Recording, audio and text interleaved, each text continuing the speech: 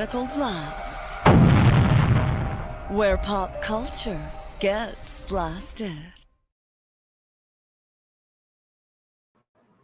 And good evening, everybody. I am RJ Carter, Senior Managing Editor here at criticalblast.com.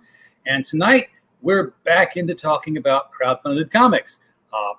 This is one we've had on the show before, and they are now entering their second full issue. Last time, it was a preview of this issue, kind of, sort of, was the art book version of it.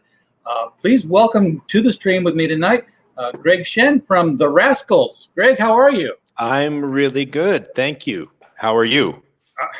I'm hanging in there, man. I think I'm going to be okay. Cool. I think we're going to come out the other side of this COVID era and have something to tell the grandkids, maybe.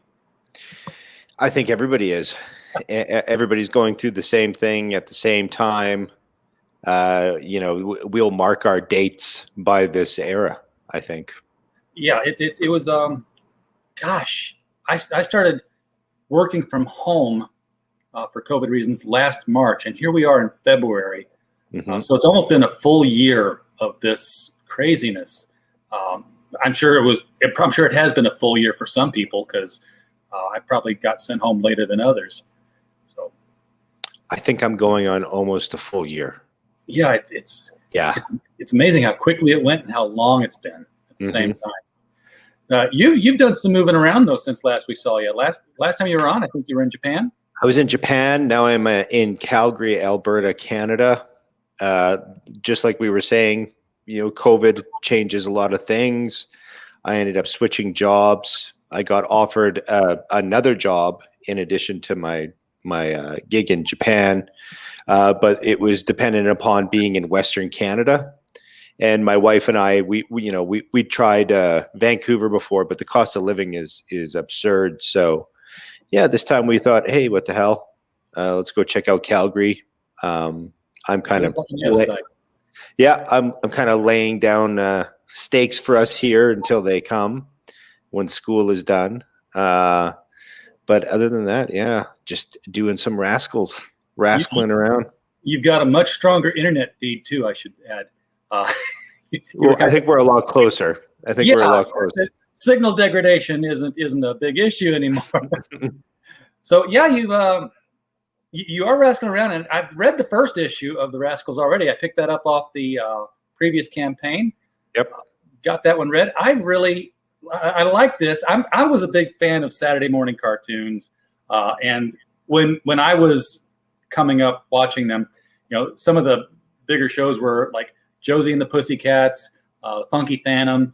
It seemed like there was always this trope of a group of teenagers fighting the supernatural and then getting to the rock concert to play their song. So yeah, a lot of them did that, and the WRASKLES fall into that vein. Definitely. Definitely inheriting that. I think we put a pretty unique spin on it, modernize things a little bit. But yeah, it's a similar trope: a group of teens encountering supernatural troubles. Now, for those watching, fill us. I know why, but they don't know why.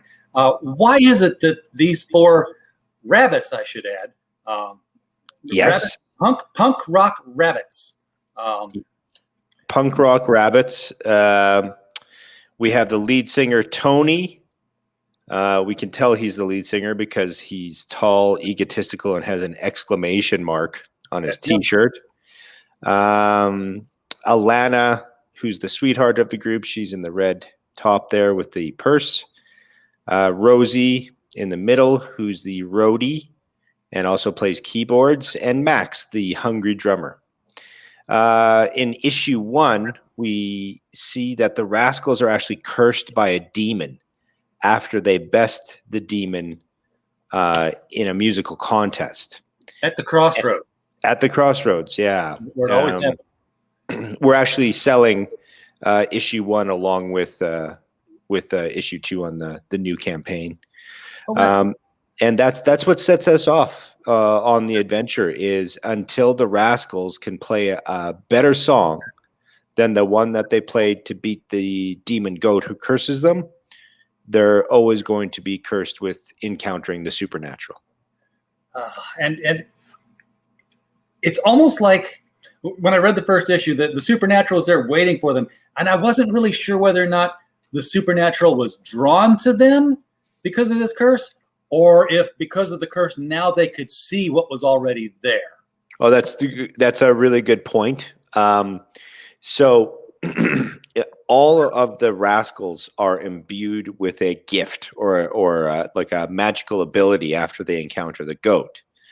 So in Alana's case, she has a purse that was given to her by her grandma when she was 10. This ends up being somewhat of a paranormal trap for the supernatural critters they encounter. Yes, like the Ghostbusters. Yep, the ghost trap.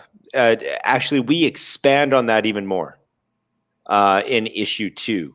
Everything kind of has a logical consequence. So anyway, Rosie is given the ability to be able to see and communicate with the supernatural, which is why she is the one in issue 1 in book 1, Crossroads at Porksburg. Right. She sees the gremlins. So she's kind of the early warning detection device. Max, the hungry drummer, tends to be possessed by a know-it-all ghost that helps them and kind of is their lexicon of supernatural entities. And Max never remembers what happens. And then as soon as he's possessed, he raffles off information, and when he comes out of the possession, he has no idea what he said. So even though he's a great font of knowledge, he doesn't know anything ever. Okay. So yeah, so they need to pay attention when he's possessed. And Tony has a ability, but he doesn't think it's cool, so he doesn't use it. Well, that sucks. So there's going to come a point where he's going to have to, because it will be the one thing that can save the day. That's just how storytelling works, 101, right? Could be. You've got a video here for the band, which is only natural. A band should have a music video. Let's throw this thing up here and take a peek at what the Rascals look like and sound like and what they are. Yep. This video was done by series co-creator Kurt Berger.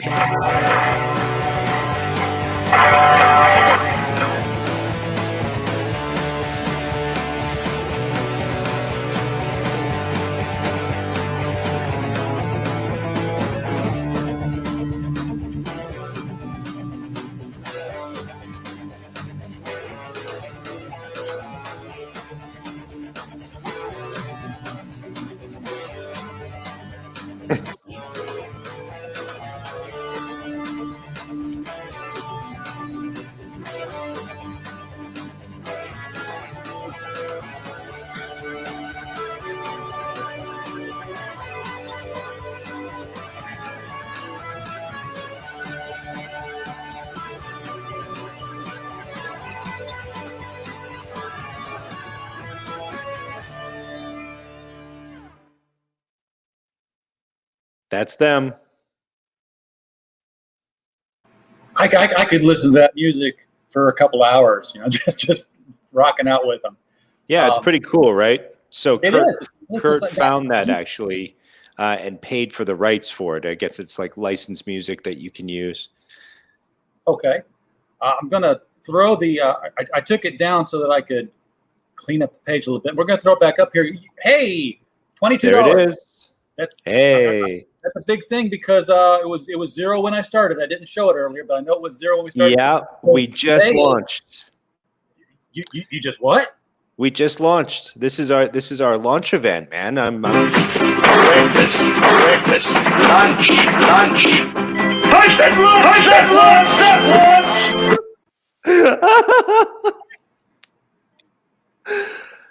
Oh, dude, that's awesome. Do you remember that? No, but that's amazing. I'm saving that for any time somebody launches on the show from now on. I love it. You should. That's your thing. With Bob Denver and Chuck McCann. Bob Denver. Oh my. Yeah, that was a Sid and Marty Krofft thing on Saturday mornings. That's one thing I miss about cable is TV Land and things like that. Oh, I don't think that one's been on TV land yet. That one never replayed. But so this is our Rascals Book 2 campaign. So by the way, you got to love the Blues Brothers thing going on here. I do. They're on a mission from, well, not really God, I guess. Kurt drops this stuff on me. Like he just sent this to me randomly. Like, hey, look at this. Look, I thought it was cool because, it's like the Blues Brothers. And it's like, yeah, man, that's amazing. And so I don't know if he's ever thinking specifically about what we're going to use it for, but every once in a while he comes out with something that's just right on the nose. It makes a cool sticker or a card or an ad. And they're bunnies. So, here's another little tribute. Commitments. Yeah. I'm still waiting for a B-52s. B-52s, there you go. That's another whole genre. We talk often about that. Is how we were going to talk about and use the genres in the stories. I didn't even think about that. I just thought it was cool to draw them that way, like they were cosplaying other bands or something. Yeah, we're always going to have like a theme. So for the artist edition book, I absolutely love this cover, right? Psychedelic 70s stuff. Oh yeah. This is one of my favorite things ever we've done. I want a giant poster of this. Well, you've got the print files. You can actually do that. You bet. So, what are we looking at here? The featured tier. This is pretty much the main issue. This is book 2. Yeah, we are burgers and fries again. So, we keep it simple. We keep it effective. We make sure that people get quality. It's fun. Our fulfillment's never an issue. Although this last time for the artist edition, we were about a week behind schedule due to COVID. So our Canadian printer had an outbreak and closed down. So we pushed it, and then they had another location just over the border in the United States. So they banked off the copies there, and then they get hung up on the border coming back. And so that was about a week delay than what we predicted, but we're always good with fulfillment because we always have everything finished before we start. Yeah, a week delay is nothing for crowdfunding. It's like, you can go 6 months and you're still good. Yeah, no, we have everything done before we start campaigning. We want people to purchase a product, receive the product, enjoy the product, and know that they can get it on time again next time. Well, this is a really good deal here because this is $16 US. This gives you issue number 2, as well as 5 stickers. 5 stickers, and signed one of sketch them on the inside. Yep. Again, a signed inside cover with a sketch. But the really fun one this time is a bumper sticker sized Rascals logo. Yeah. Yeah, you get 4 of the small ones and the big one. This go down like whatever the artsy district is in your town, and make sure that you get these stickers. And make people wonder where the concert is. Mm-hmm. I want to see somebody go across like I want to see those big bumper stickers just stacked everywhere. It'd be fun.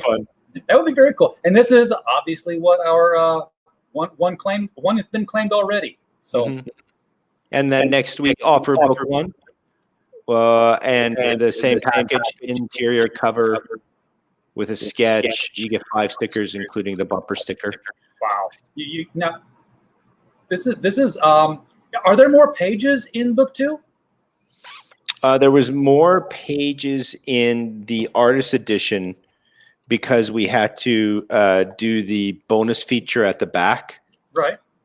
Where we did the making of, but I think they're approximately the same size story-wise. So this was the bonus feature in the artist edition, where we broke everything down straight from story to how Kurt goes through a scene, does the roughs, does the inks, basic color. Then I come in with the script for what they're saying and sound effects, and then Kurt puts it in. And how to make a comic book right there, folks. Everything you need to, if you need an example of what to do, get an artist edition like this one. And well, we tried to tell people. We a lot of people had commented on the quality of the book because the art's top notch. His cartooning style is very kinetic, very you've read it. It's super. The Rascals are super high energy. now, Their whole thing is being very high energy, and the art style really portrays that. And how we have the story roll and how it's created. We had a lot of people comment on it and ask about it. So we thought, what we could do is like, we'll just make 100 of them, super limited edition, and we'll actually put that out before book 2 proper. And that way we'll always have something on hand. When convention season starts up, we'll have a limited edition run to sell. yes. Yeah. I can't wait for that either. Now, do I remember correctly that you and Kurt, or you or Kurt, have animation backgrounds? Kurt is working in the animation industry currently. He's a director, animation supervisor, I think. And yeah, he's been attached to huge projects in the past, big movies and TV series. He worked on Tom and Jerry for a long time. They're having an anniversary today. Yeah, right. Yeah, that's true. Yeah. And he's very accomplished. That's a huge get. Then how did you guys run into each other? We signed comic books beside each other at San Diego Comic-Con 2 years ago. I was promoting my book Ray Gun, and he was promoting his book Goblins at the Arcana booth right beside the Hasbro booth. It was a great location.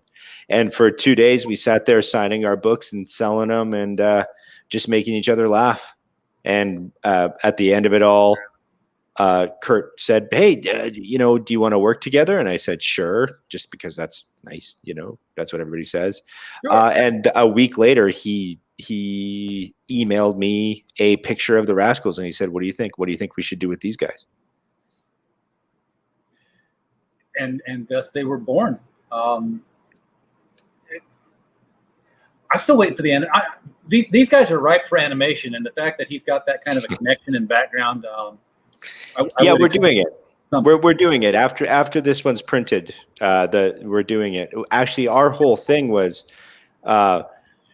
we always want to keep the comics going, but we want the animation to play to the books, not the books playing to the animation.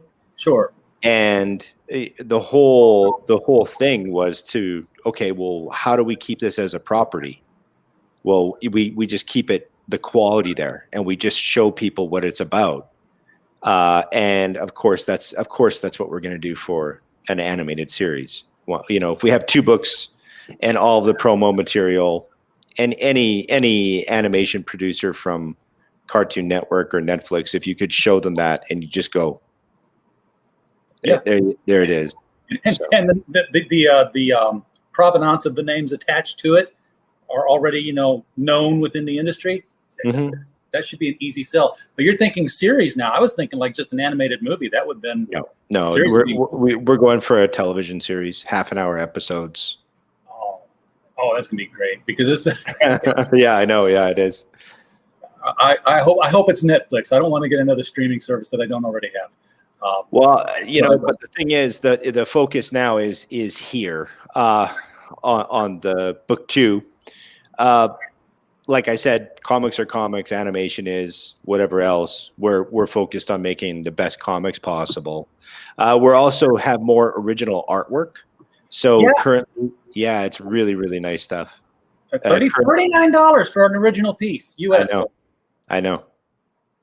That's 7x10. So that's basically a backing board. If I'm got that correct. So I keep telling people on the descriptions, look, if you want to put this in a frame and put it in your kid's room, or if you want something cool in your office on the wall, you can't beat this stuff. Absolutely can't. Yeah. And now, okay, wait a second. There's this is a Tony. You can get us an original signed ink drawing of Tony, or an original inked signed drawing of Alana. Yeah, those were the 2 most popular last time. Tony is by far the most popular. As soon as we put a Tony up, generally, once people get a whiff of it, it's gone. And Alana was the second most popular. So, yeah, and those there's are only the two one we have. for each of these folks. It's not like you can just say, yeah, give me, draw me one of these. This is not a, custom drawing. That's the drawing. Only one exists. Oh, it's a one and done. One and done. Yeah. So and they look cool as hell too. Yes, they do. Now, I'm going to guess, this being Indiegogo, that there's probably an option after you pick a tier that you can say, you want to add the other stuff onto it? No, we're not doing that. Not doing that. No, we're keeping it so simple that it's burger and fries, a hamburger and cheeseburger. The book is there. The quality is there. People know what they're going to get. It's super, super fun. The Rascals go to Ireland and to play a music festival, and they encounter the Banshee, who is for some reason attacking the township of Baylor. So it's just a really, really fun time, and we're really, really confident in it. The add-ons and stuff were something that was cool, and we did last time, but it also overcomplicates the process, and you start going through all these different shipping things. And Kurt and I are more like, let's just we already put it at a price where it's not a big deal. Nobody's making $1 million off of this. We keep our targets low. We just want to grow our fan base. We just want to keep on putting out good Rascals content. So we're not too worried about complicating things. Yeah. So it is cheap enough. I mean, if somebody buys book 2 and they wanted to get book 1 as well, just go in and back it at that other level as well.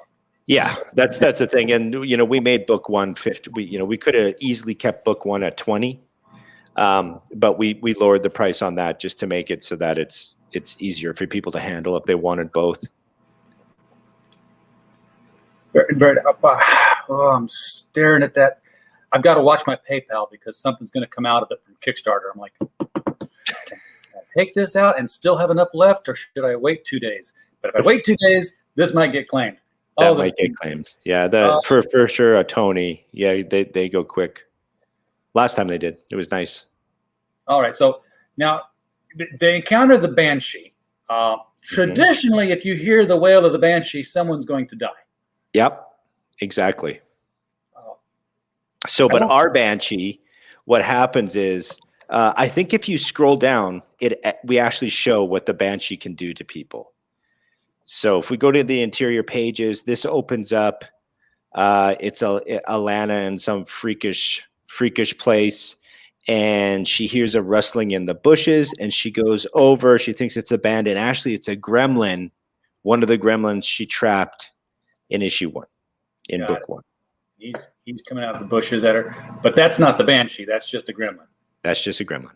So then she wakes up in the plane, and they're so excited because they're on their way. They're making it. They're international. They're so happy. They're planning on eating black pudding and shopping, and it's a cultural, fiesta landscape kind of thing. And they're just generally very excited. Tony, of course, is perturbed by their excitement because he thinks that people have asked for them to play just for him, and that this is a big opportunity for him, and he doesn't want a big head. Yeah. Oh yeah.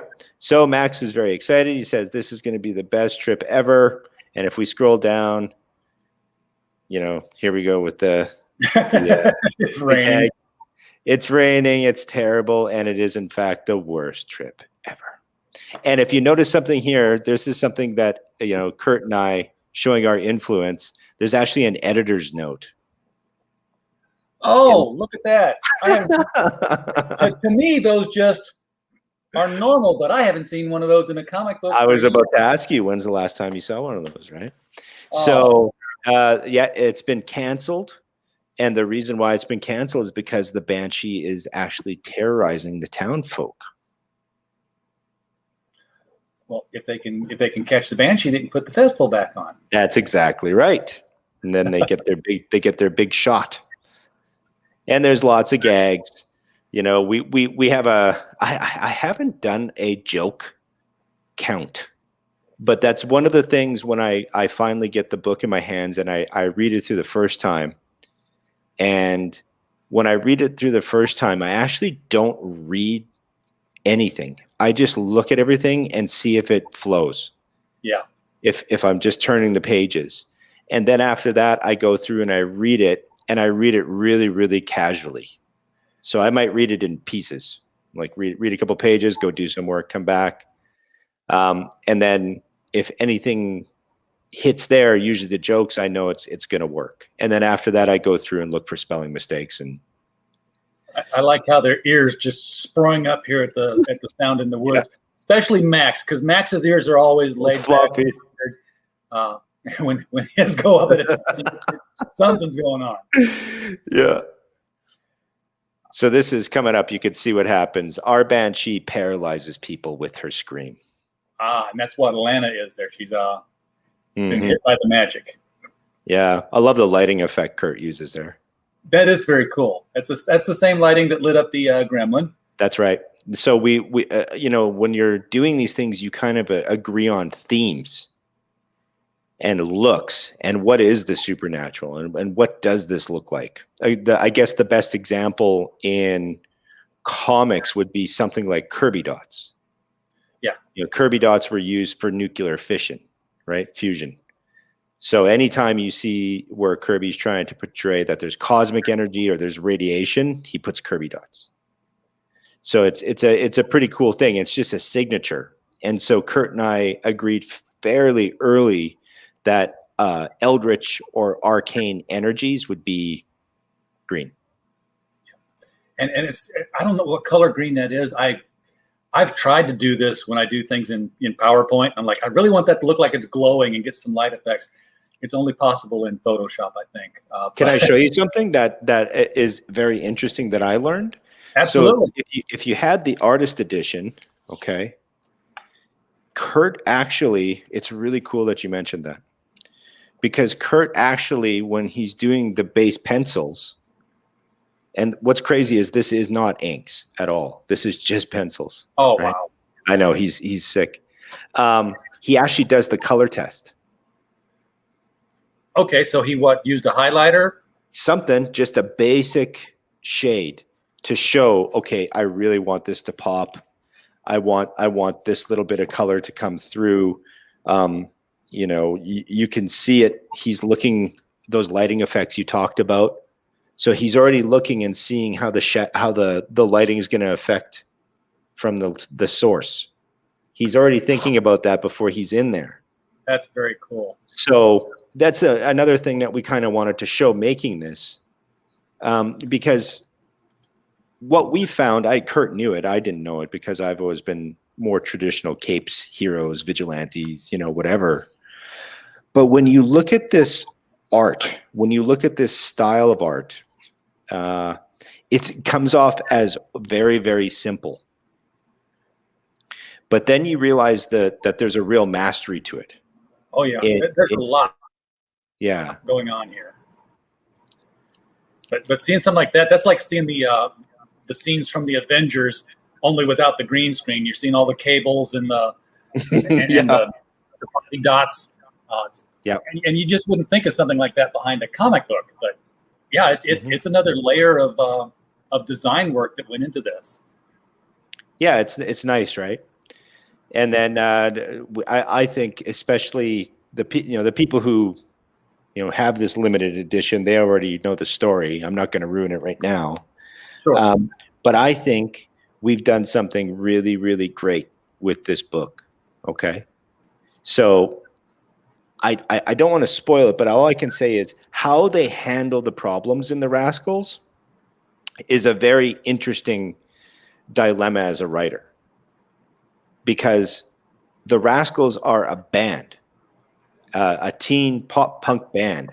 And they're all actually, even Tony, who's the biggest jerk in the bunch, he's actually an okay guy. They're not bad people. They just get into weird situations with the supernatural.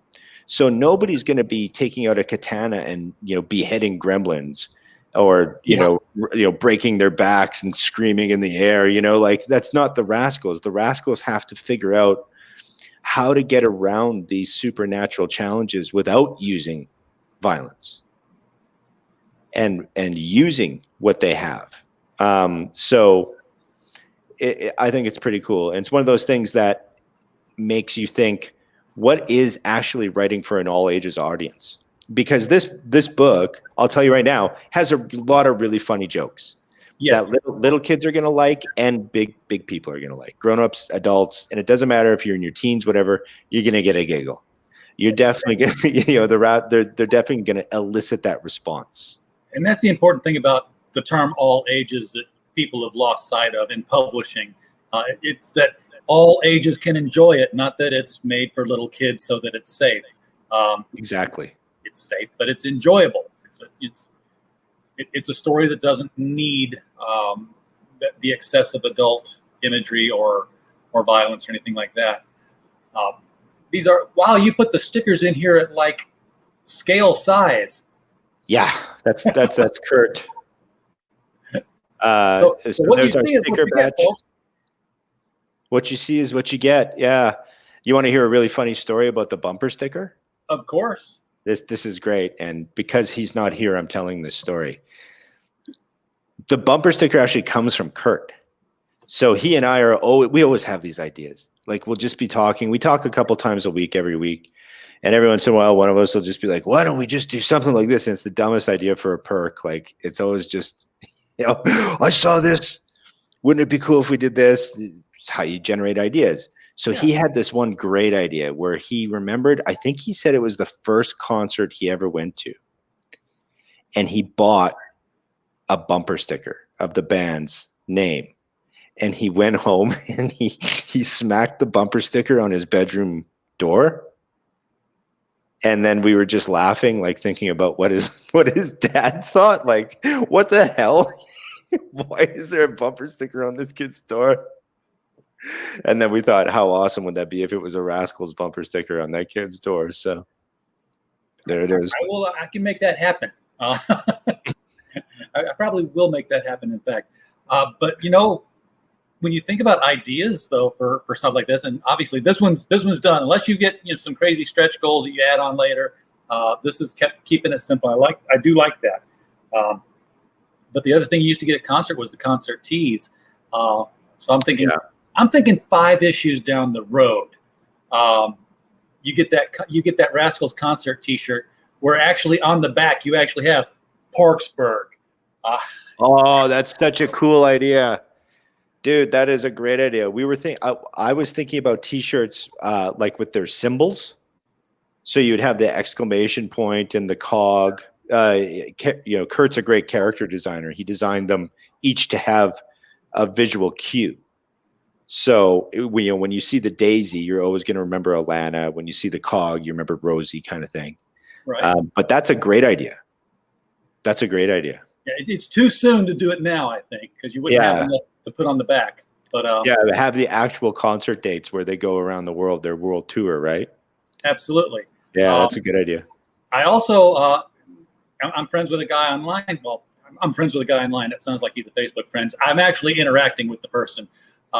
He does 3D prints for a lot of the people who are doing crowdfunded comics. So they're getting, figures of their characters done up. And he's doing them for cost because he's just trying to help the crowdfunded folk out. So if that's ever something that you guys are interested in, I'd be happy to make the introduction. I get nothing for it. I don't even get a free figure. George, we got to talk about that.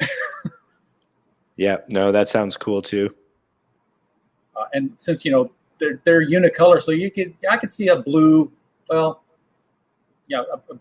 blue Tony on that. You paint them anyway. Yeah.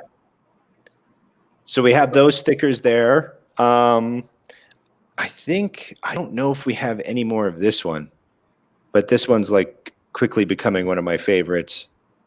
I just like that. Sorry, I'm looking at the screen scrolling, and you're holding up a sticker. Oh no, that's okay. I'd rather scroll, but I just was showing this sticker. That's another thing that Kurt just sent to me one day. That one's very cool too. Isn't that just getting this in your mailbox? It's like, hey, what do you think about this? It's like, that's awesome, man. It's great. I think the one I've got on the back here from the last campaign is, it's color, and it's one where they're all standing, and Max has his hands up in the air, but they're just standing shoulder to shoulder. It's this. It's pretty sure it's that group shot right there. This one. Yeah. Yeah, right there on the cover. So that made a great sticker. Yeah. Book 1 was a really neat thing, and the creation of book 2 is cool. And we're working on book 3 right now. Can you tell us where they're going? So book 3 is kind of interesting because book 2 is a thing. They have two big things happen, and then book 3 kind of slows things down a bit, and it's actually a 2-parter. So do you remember in the old Archie comics, sometimes they'd have 2 big stories? Yeah. And then in between they would have those little ones.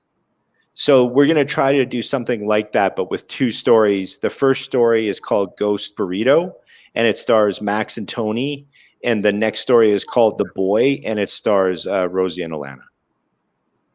Yeah, those were. I mean, you had your Pep comics and your other ones that were the short little jokes, but I think it was Archie at Riverdale High and Life with Archie were the ones where you could look almost a serious kind of Archie story would be told in those things. Yeah, and sometimes they would be 2-parters.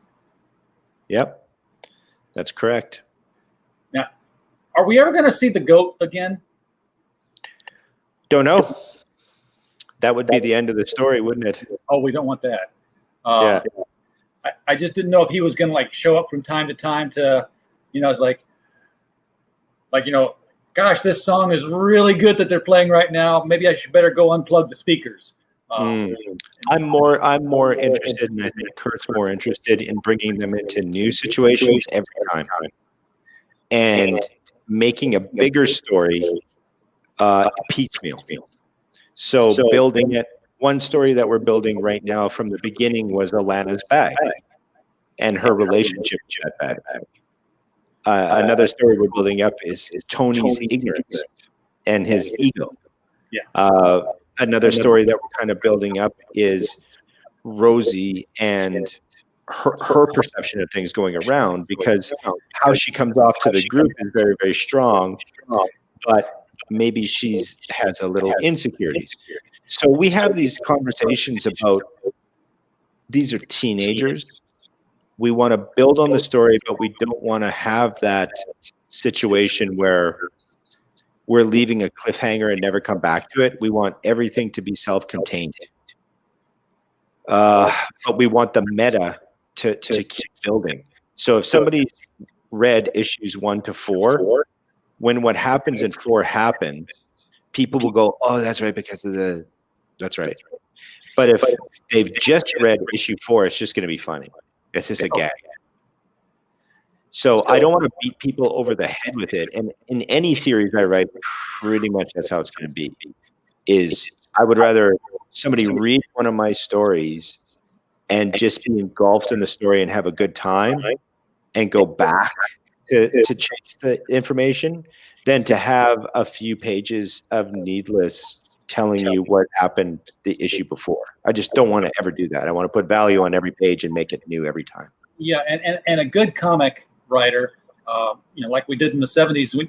If you came into DC Comics in 1975 and you picked up Superman number 206, you did not need to go back and get 205 issues prior to that to catch up. You could jump in at any point and hit Superman, and he does these things. Yeah, but get this, man. Think about what we just talked about having the editor's note. Yes. So remember, because they had the long counts, those editor's notes were really important to the back issue business. Because instead of having the guy having to root through those 50 issues to find what happened to make sense of the story, that editor's note would say, yeah, issue 107, True Believers. So the person could go back and reference exactly what happened. If it's interesting to them, they could go back and get the origin of the villain Spider-Man's face for that week. Exactly. Really, really cool. Yeah, I love the editor's notes. I also like the ones where it'd be two people talking, and there'd be like an asterisk, and it'd be like translated from the Bulgarian. Oh, dude, remember this? Translated from Japanese, translated from Bulgarian. The little signs beside it to show Exactly. Now they actually like put the actual text in there in whatever language it is, and you almost have to go to Google and type it in and say, translate this so I can read this comic book. Yeah. Now, the Rascals, this takes us all the way back to the beginning. They've been cursed to encounter the supernatural until they can play a song better than the one that beat the goat, the demon goat. Do they ever think about that? Because it seems like they're focusing on learning how to use their abilities that they've been imbued with, and they're learning more and more about that as they encounter supernatural. Is Tony ever like, guys, why don't we just sit down and like really, really work on our music because we've got to get this curse off of us? I think they've probably tried it. I think they've probably tried to play real good. But the one thing that we set up really early was right away when they're going to the first gig in issue 1, and I think if you scroll down, we can even see the scene at the beginning. They're in a big rush. Maybe scroll up. That's the first scene here. So that talent agent, Harvey Hartmore. Oh no, sorry. They're desperate to get to the gig because this is their big chance to be discovered by Harvey Hawksmore. So that's why when they play, they're desperate, literally desperate. And to be in that position again where they need to play a song that hard, it's different if you go to the recording studio or you're playing in your garage. Okay, we got to play better. Well, why? There's no big crowd. There's no reason to play better. So we've kind of set them up with an almost impossible task. And they can't really even focus on their playing in this book because they're trying to save the other band that they're competing against from getting squashed. Because the gremlins are eating equipment and going to drop skylights. I think the Sleepy Bucks. Yeah, the Sleepy Bucks. They don't. It doesn't show in these pages here, but you can see Tony injured. Tony went down with the lamp trying to save someone's life, and paid for it. But here, there's Harvey Hawksmore. Yeah, and he's saying, yeah, too bad it didn't work out, guys, but better luck next time. Yeah. I like his character design too. And this is the Rascals are all bunnies, but this is a fully anthropomorphic world. Everybody's kind of like DuckTales. You're going to run into a little bit of everybody. Yeah, you're going to run into everything, and then you come up into these like weird situations where, it made perfect sense, and it didn't make sense. So it's a happy mistake where in book 2. We're going back in time and explaining to people about how the Banshee freezes people. And so this guy's coming back from a soccer match, and he's singing a song and he gets frozen and he drops his soccer ball and he's in the woods. And so you see him frozen, and there's a bird sitting on his head and a little squirrel standing in front of him. Right? Yeah. So I saw that and I thought, oh, this is a really great picture. And then I looked at it again and I go, what the hell? Why is the squirrel not wearing a shirt or something? Like, are squirrels the only really, really dumb animal on this planet or something?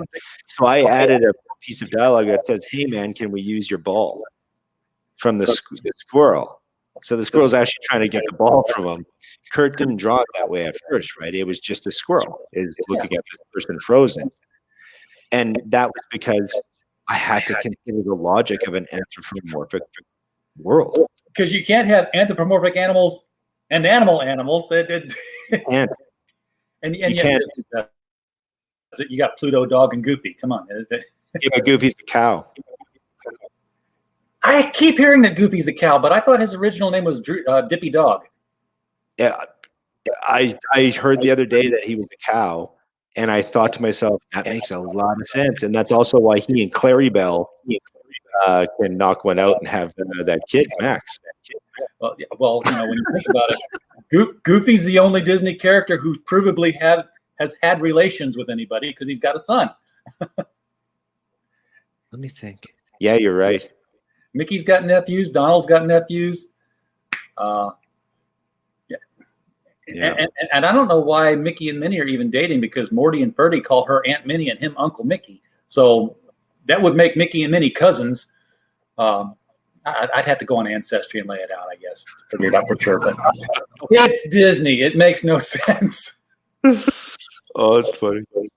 There's your Tony. This is the big picture of Tony here. And I'll bet there's a big picture, of Alana down here. So these are one of a kind, signed, 7.5 by 10. It's basically your backing board sized print here. Not print, sorry. This is an original pencil and ink sketch. Yeah, be that size. Nice for framing. Here's examples of the signed interiors, because your book will also come with a signature on the inside. A signature and a sketch on the inside, am I right? And a sketch, yeah. Yeah, so you're going to get a sketch anyway, but you can get one bigger that you can frame. You can always fold the cover back of your book and stick it. Why would you? You always could, yep. So that brings us to the end page here. Let me scroll back up to the top here. It's very keeping it very simple, folks. It's $16 US for book 2. I already had that one expanded.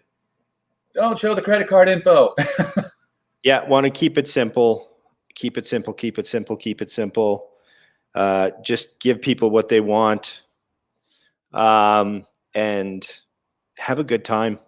We're always just trying to get the Rascals in people's hands so that they can enjoy it, and we can all kind of start developing something. So if you are interested in this book, and because you are interested in this book, you absolutely should be. The link for it is in the description right below the video here. We encourage you to go down and click it. If you're interested at all in kind of the contents, what we think about it, I will add the link to the description below. We have reviewed number 1 at criticalblast.com. That's right. Thank so you. Go and see what our opinion is of it.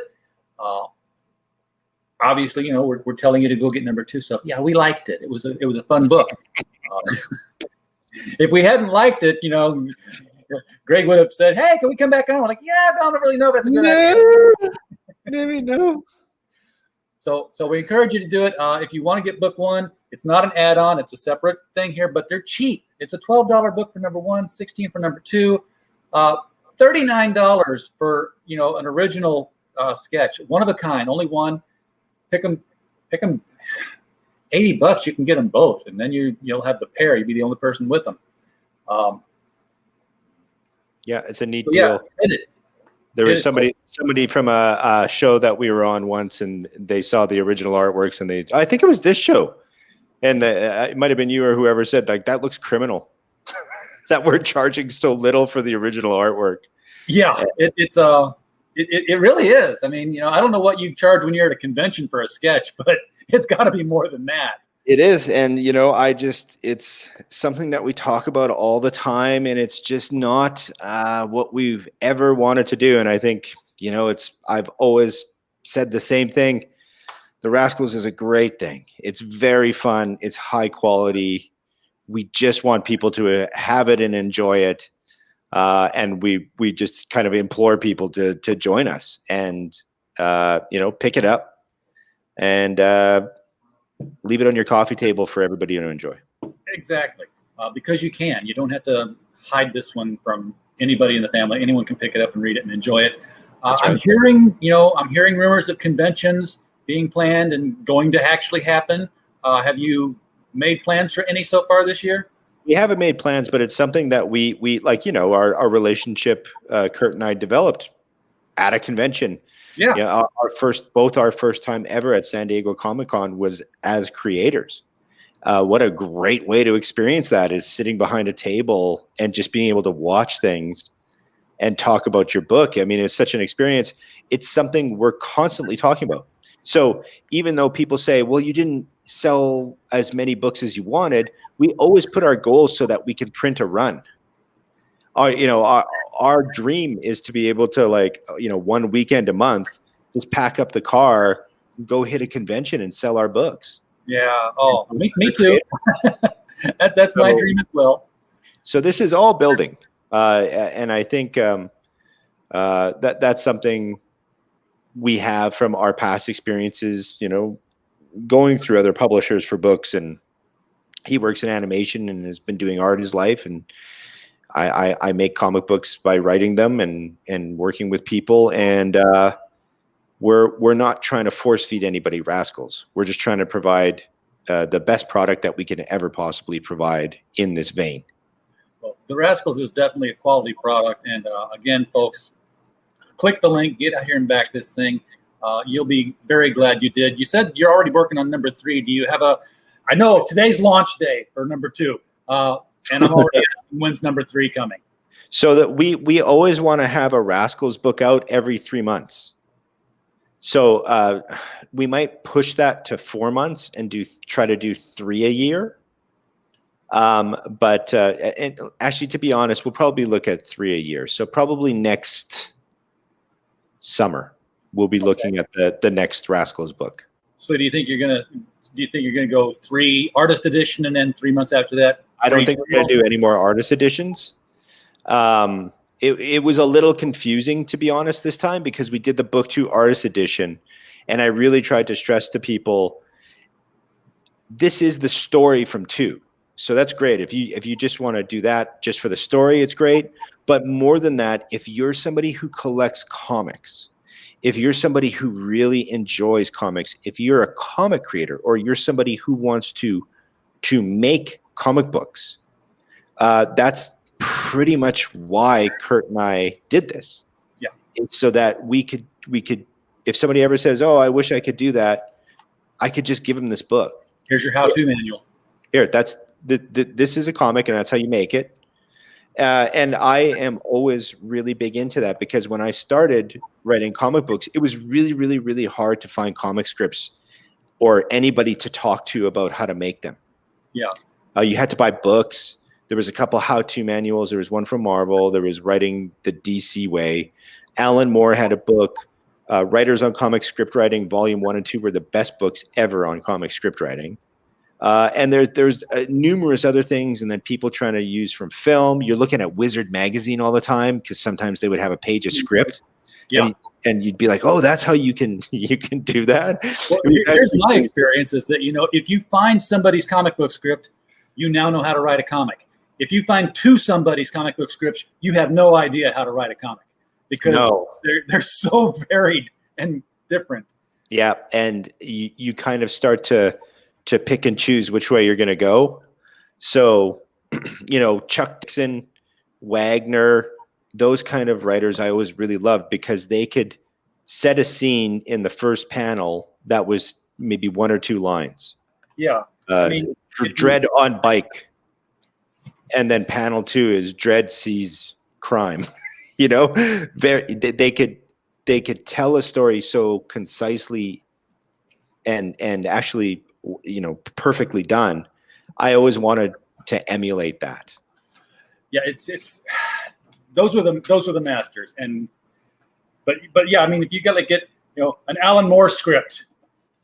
Yeah, they're huge. They're like paragraphs. As opposed to Stan Lee, Captain America punches Hitler. Well, that's how we did Rascals, was the Marvel style. And now because we've done this, and because we've done it now, this is the 3rd time. Well, 2nd time, I guess, but the 3rd one. I know how to write Marvel style now, and it's really, really cool. And I know how to work with an artist that way.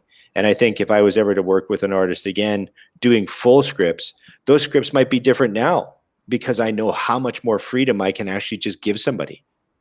Yeah. It might be a mix of full script, and then 1 page is just a description. Here, draw whatever you want on this page. It's very, very cool. Unless you have something specific in mind about the panels falling have to make some sort of impact or effect overall, then you get more into art direction when you're scripting.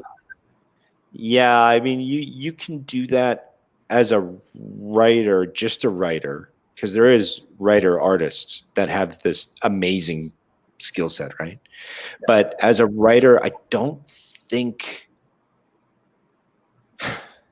you could describe it, but trying to control that would ruin it. So what I mean is you could say, hey, this whole page is just a glass window breaking and the glass is falling. Right. I think you could say that and then say panel 1, this is what you see on this piece. But I don't think you could say the panel is falling and we see 4 grand pieces falling in a diagonal pattern from left to right. You know, it would just come out as this weird box. The guy would just draw a box and send it back to you, be like, this is what you want me to draw, right? Exactly. So it's those things where now that I see those comic books, I go, oh my God, that was totally the artist. That was totally the artist. So there's a great one I'm reading now from my new favorite publisher called Upshot Comics. Axel Alonso and Bill Gemas are running this comic company, and they just have these amazing teams. And this one I'm really digging right now is Peter Milligan. And then they had Snakebite, this guy who used to do the Red Star colors and stuff. But the artwork in this is so crazy. It's absolutely sick. This guy's name's Acco or something. ACO is his name. And awesome looking work. Oh, dude, it's so crazy good. And the story is just amazing as well. It's like a spy, and he's genetically modified to have basically superhuman levels of empathy. Yeah. No, it's crazy. So he's got this he's got these superhuman levels of empathy, and he can tap into somebody else's feelings better if he has organic samples of them. And then he mixes it up and he shoots it like a drug cocktail and then like freaks out. It's Peter Milligan, right? Like he's all psychedelic. But it's this guy with this super empathy there's like basically, you know, spy versus spy, and that guy has super empathy too. So they're constantly following each other, trying to get samples from each other. So they're breaking into each other's hotel rooms and trying to get hair off the pillowcase and following each other, like just everywhere, trying to get that one sample so that they can outguess each other. And they're probably cleaning up after each other like Ethan Hawke. It's exactly what they're doing. Yeah. And then it's called American Ronin. That sounds cool. Yeah, it's sold somebody else's book, by the way. But yeah, well, they deserve selling. And actually, there's something else that I wanted to show people. This is crazy, I know, because I go by the Rascals. Okay, was this thing? And it's called Rain Like Hammers. Ooh, have you ever heard of this? I have not heard of Rain Like Hammers. I found this the other weekend. This is one of the best things I've read in probably about 10 years. And it's very atmospheric. It's done by one guy. His name is Brandon Graham. He's got an editor and a color editor, and he does all of the artwork himself. Oh, that's very Mobius. Oh, tell me about it, right? Yeah, and it's hyper atmospheric, and it's about this man who basically lives by himself in a new futuristic city. And he lives his life, and it's one of the coolest storytelling things I've ever seen in comic books, because it's all atmospheric. It's all the sound of the fizzy pop and the bloop when he pushes the buttons, and it's very, very cool stuff. All right, well, Rain Like Hammers and American Ronin at your local comic shop. You don't have to crowdfund that. But folks, definitely hit the button for the Rascals Book 2, Song of the Banshee. Really can't recommend this one enough, guys. You will enjoy this. Yes, you will enjoy an all-ages book about punk rock rabbits. I promise you. So, if you want to laugh, if you like the supernatural, if you like quality comic books, give it a shot. Yeah, and when I say quality book, by the way, it's not just quality written and quality drawn. It's physically a good quality book. I mean, your printer is not some cheap fly-by-night slap it together. This is nice, sturdy stock, good color bleed, just cradle to grave quality book. So, Greg, thank you for coming on tonight. Do appreciate Thank it. you. Appreciate you sharing your launch day with us. Yeah. Thank you for having me. We got to pop that cherry on the account there, and then they left. So, best of luck. 45 days. You're going 145, not 230s. No, we always go 45. All right. And for everybody in the chat, thank you for coming tonight. We don't have a show without you. So, as always, we hope you had